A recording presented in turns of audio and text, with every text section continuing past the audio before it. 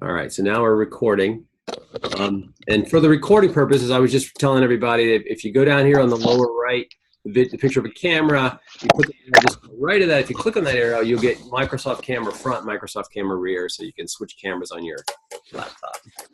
I think the very first time I did this, I had the long camera on, and I don't think I ever got it figured out. I think at one point I flipped my laptop around out of frustration.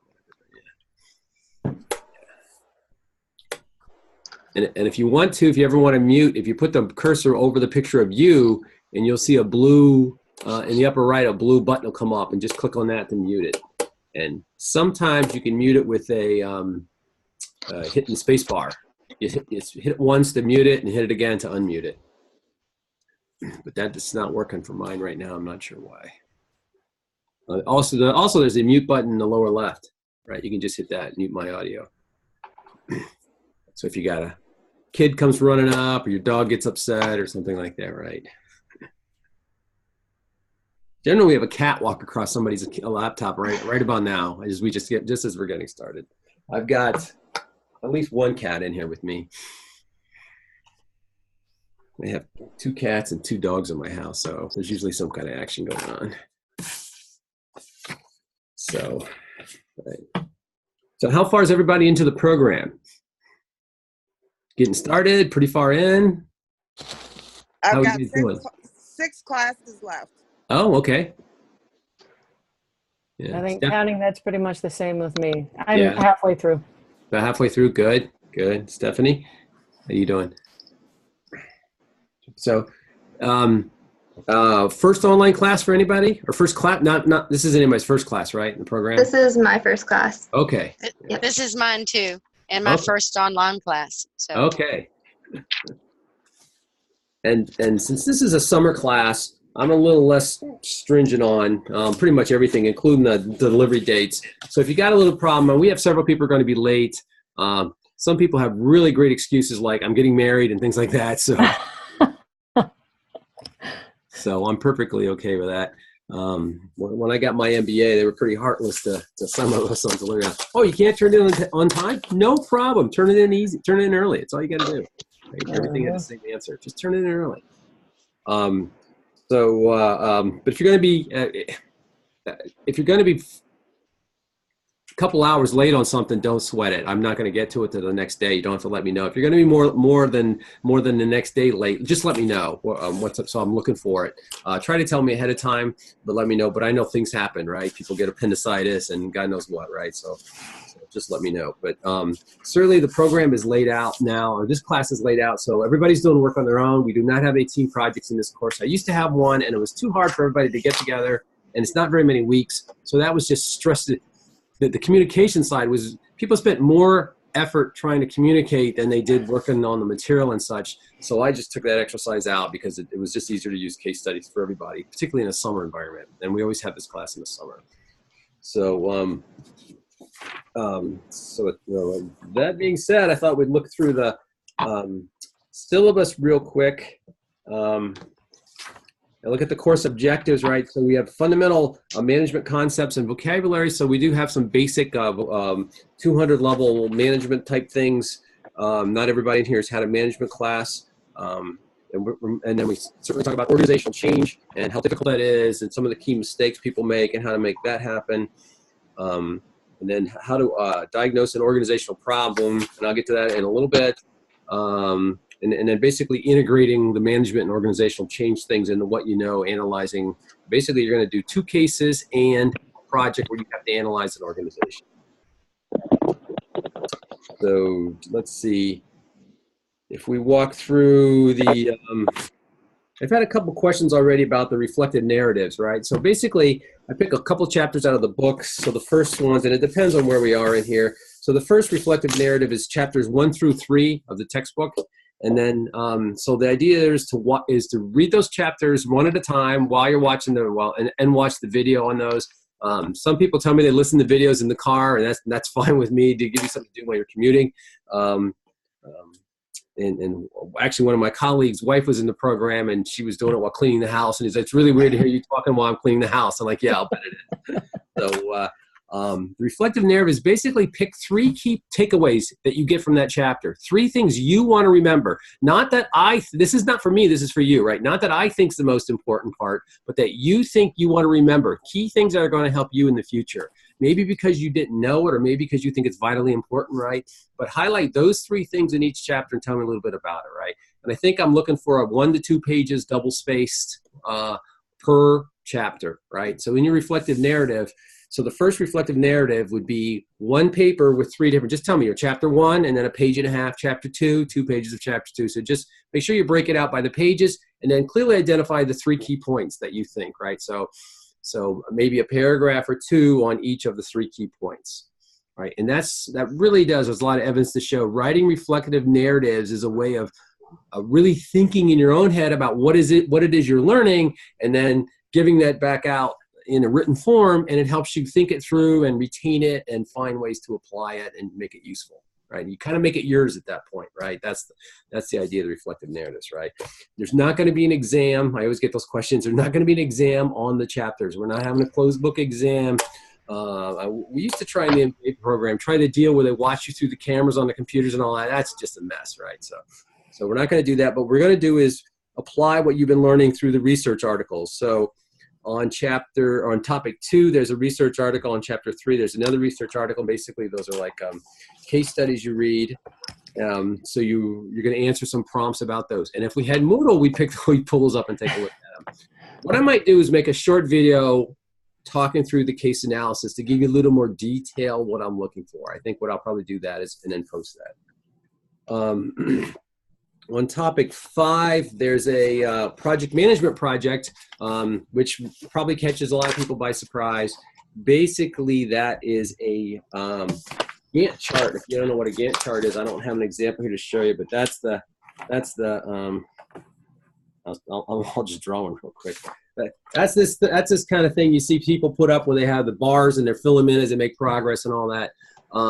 Organizational change takes a lot of planning, and one of the ways to execute a plan is good project management skills. And I used to be a project manager, and I find I started talking about project schedules and how to make things happen, and some of the students weren't familiar with how to do a Gantt chart. So I just have a nice simple exercise on how to make a Gantt chart. And even if you're not in organizational change, if you're not a project manager, it's still a very useful tool to schedule things for yourself, either your own job or you're scheduling something for your kids, or how to move from one house to another, or whatever, right? It's just a very useful, simple tool to have. So I put in an exercise for that. So when I talked to, I think it was Jimmy Rue, the director of the program, about that, he's like, that's a great idea, right? That's something somebody can always use. So that's sort of an extra skill we've just sort of thrown into the class. It's debatable whether it belongs in this class or not, but I just think it's a really useful skill to have as I've worked in the workforce. I'm not one of these people who've been a college professor forever. I was in industry for 20 years. I guess I should give you a quick load of my background. I'm a mechanical engineer, graduated college in 1982 from the University of Dayton. I went and worked in defense in the 80s, back in the Cold War days. And then in 1989, I moved, way back in 89, we moved to Lynchburg, and I worked for General Electric making radios for the police. My wife wanted to get her PhD at UVA, so she was commuting up there to get her doctorate in education. And then in the 90s, somebody figured out how to take a car phone, shrink it down, put it in your pocket. So we had pocket phones, and cell phones took off like crazy. So I switched from designing police radios to setting up factories to run cell phones. So I was the guy who built the robot lines and all those type of things. And if you don't know it, where Liberty University is on the other side of the mall, they have a huge building over there. And it's next to their new chapel, and over by the ice skating rink. That used to be a cell phone factory making 25,000 cell phones a day back in the 90s. That ended about the year 2000. And when that moved overseas, I decided it was a good time to get into teaching. So 2001 is when I started teaching at, back then, Lynchburg College, and I've been teaching ever since. And so I try to bring my 20 years so I never worked in a nonprofit, but I tried to bring my years of experience of industry to the classroom a lot. So I like this program. I'm also the director of the MBA program, by the way. And the difference between that program and this we have specific things in this program to dealing with nonprofits, like how to deal with boards of trustees, grants, that type of thing. I like those classes. I'm thinking about making something in the MBA program where they can take some of those classes and as part of their MBA. I think that'd be a useful thing. So we're talking about that, looking into that. And I think this class is less hardcore. This curriculum is less hardcore analytic, more about getting people and motivating people and working with people and how to do things in context with other things and all that. And that's certainly a very useful skill set to have. So I like that. So let's see. So I talked about I'm going to have to do a special video, I think, on the case studies. I'll just walk through those specially because I really wanted to go through those directions and very much explain them. But I didn't print them out ahead of time because I thought I could get them in Moodle. I'm going to go to Moodle one more time real here and check and see if I can get it online and get them up. Nope, still stuck. All right. Have you guys used Zoom in your other classes? Had meetings with it before? Right? Yeah, so it's very much like FaceTime, right? It's not a big deal. Down at the bottom of my screen, there's a folder, a green folder says share, and if I hit that, right, I can pick the different windows that are up. So for instance, I have the syllabus opened up, I can click on that, hit share, and now you can see the syllabus, right? And I still have your faces. You guys are off now. You're off to, let me point.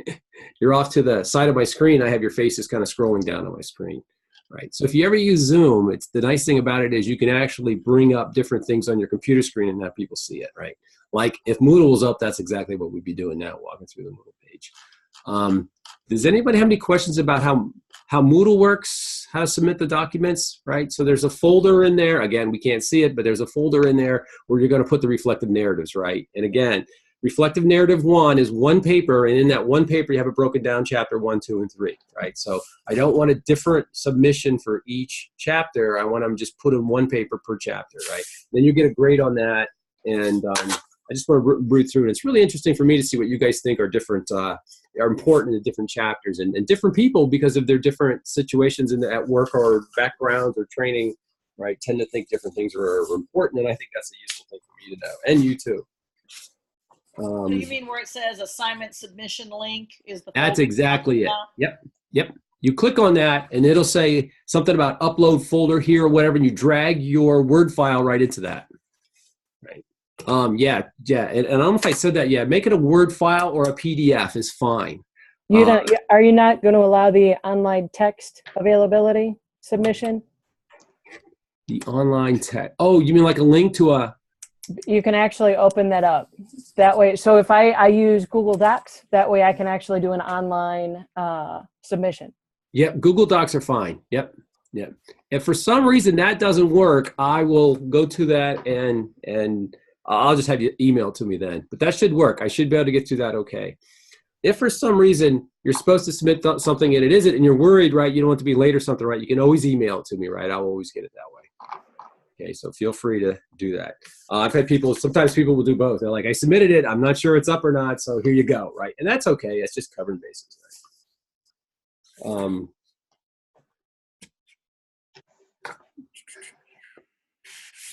The grading, well, we can look at the grading on here real quickly. Everybody always wonders. And again, no exams. The reflective paper are the learning, right? Those are all, and everything's open book, open notes. 2 organizational change, 2 research articles, 10% each. So we're going to respond to a case study at 10% each. So got the little project management project you're going to do, and then just the final case analysis. So that takes the place of a final exam. That's one more case analysis you're going to do, and that's 10% of the grade, right? So the reflective writings are 15% each, and everything else is 10%, right? Here's the standard grad school grading scale.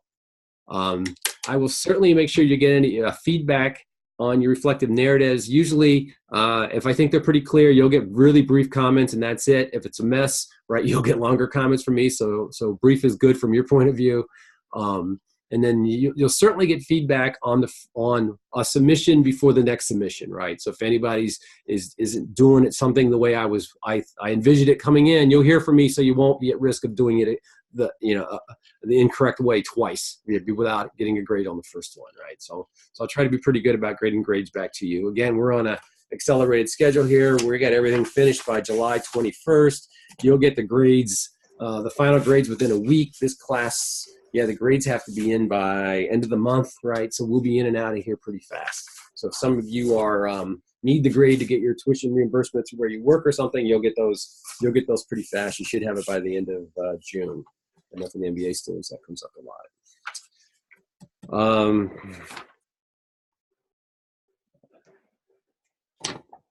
to think about most of the things in the chapters. I try to talk about why the different skill sets are important as we talk about the different management things, the different organizational skills in here. When we talk about motivation and the way organizations are laid out, I think those are pretty much explained in the different videos. So I'm not going to go into those sort of at a high level tonight, but I think you'll see that. But certainly, if you have any questions, let me know. If I need to explain things more, I certainly will. Okay. So I'm kind of running out of stuff to talk about without Moodle. Let's try one more time, see if we can get it up and running. But I doubt it. I know sometimes Moodle just goes down for like 10 minutes and it bounces right back. And I tried to get it on my phone too. I couldn't get it. Sometimes just to see if it would come into the college. It's been down for a while. I've been trying to get into it for about 2 hours. Yeah. So there's something going on, either maintenance or I don't know. Yeah. Yeah. So, you know, if we're doing the case analysis, right, and you can't get into Moodle or whatever, just send me a note. Hey, Moodle's down. You know, I'll get it to you tomorrow. I wanted to pull the information off Moodle and I couldn't or whatever, right? And just go at it from that side. And I completely understand. As we get more and more online things in the grad program, right, we're going to have to get a little better at this as an organization, making sure this stuff is up and running. So that's about it for me. Does anybody have any questions, comments? Could you go into a little bit more detail about, so are we supposed to choose 2 research articles? Is that, maybe if you could explain just a little bit more. I know you said you were going to do a video about it. Yeah. Yeah, you know, I was going to pull it up and read through the instructions one more time, okay. And I think that's what I have in there. One class I give out, what I want you guys to do is pick an article and sort of outline it and analyze it. So not just tell me what's in the article, but that's the shortest part, summarizing the article, and it's a little bit like a book report. But then the longer part is why this is a good article, why is it a bad article, why is it a useful article, why is it not. So basically, your reaction to the article. Okay. For those of you who haven't pulled academic articles before, right? I mean, some of them are very difficult to get through, and if you want to steer around those, are perfectly fine. But thank God the rules of the road are they have to put a summary up front and a conclusion at the end, right? That's usually how I start reading those. To tell you the truth, when I started my MBA as an engineer, the first case study or the first academic research articles I read, I thought, I'm going to have a serious problem because I have no idea what this person's talking about or even how they're trying to explain it. It was just seemed like it was over my head, but it's just sort of an academic style of writing you have to get used to. But believe me, the upfront summary is your friend, or the abstract, right? That's your friend. So you can kind of tell where everything's going to go. And if you like the abstract, jump to the end, to the conclusion, then read that. And if that makes sense, right, then you can think about the middle, how they got to where they are, and if they did data analysis and how they did that, or a survey, or wherever they got their information from, right? But some of those can be pretty tough to get through. Okay. Certainly at the end, there's a case analysis I'm going to have you do at the end, right, for the final exam, and that's where you're going to answer questions about a case and try to apply some things we're learning in there. But the research articles, right, that's just right. You're pulling 2 articles, and I do have instructions in there where to get them from or how to find them. But if anybody has any trouble, let me know. That's all online, by the way. You don't have to come to the library or anything like that. And basically, the key is those need to be peer-reviewed. They can't be like an article in Business Week magazine or something like that. They need to be a peer-reviewed article where they try to expand the frontiers of the science of management and organizational change. There's lots of good articles out there, lots of things that are helpful, and there's lots of god-awful articles out there that sort of serve no purpose, and you got to wonder why they were ever published. That kind of answer your question? A little bit, right? So the key thing there is, right, don't just review, just don't tell me it's in the article. That's the shortest part. Tell me your reaction to that. What you think of it. Is it useful? Is it not useful? Who might use it in what situations? Or is this probably something that's so detailed and so specific it's unlikely ever to be useful? Which, in fact, is my opinion of many of the articles written in business today. I mean, there's somebody's, the reaction of this very small segment of society to this very small thing that happened, and it's probably not going to happen again. And then they do a survey of how people felt about that, and it's unlikely ever to be useful again. So, all right, let me get out of the stop share, jump back to my main screen. Okay, all right. Well, thanks for that question. Any other questions you might have? Okay, all right. So I think we're just going to wrap it up. I will post all these videos on Moodle. You'll see that. What I do is record them and I'll post them on Moodle so if anyone misses anything, or if I need to have an extra one. So again, I'll make a video just talking about those research articles a little bit, and I'll post that also. Okay. Anything else? All right. Well, next time bring your cats. No animals. That's usually not the usual thing. Get your hamster running around. I don't know, something like that. All right. We'll have some. And here we have one guest here. No. That's our teenager. She's almost 14. Yeah. Aw. Yeah. I'm not touching her. No. No, she's all right. She's got the dogs trained though. That's for sure. Okay, on that note, we will end it, and I will talk to everybody. I guess we get back together on the 4th, June 4th, but if we need to have a meeting for something else, right, we certainly can do that. All right, well, it's good to see everybody. You guys have a good night. Thank you. Thanks, you too. Bye-bye. Thanks. Bye. Bye.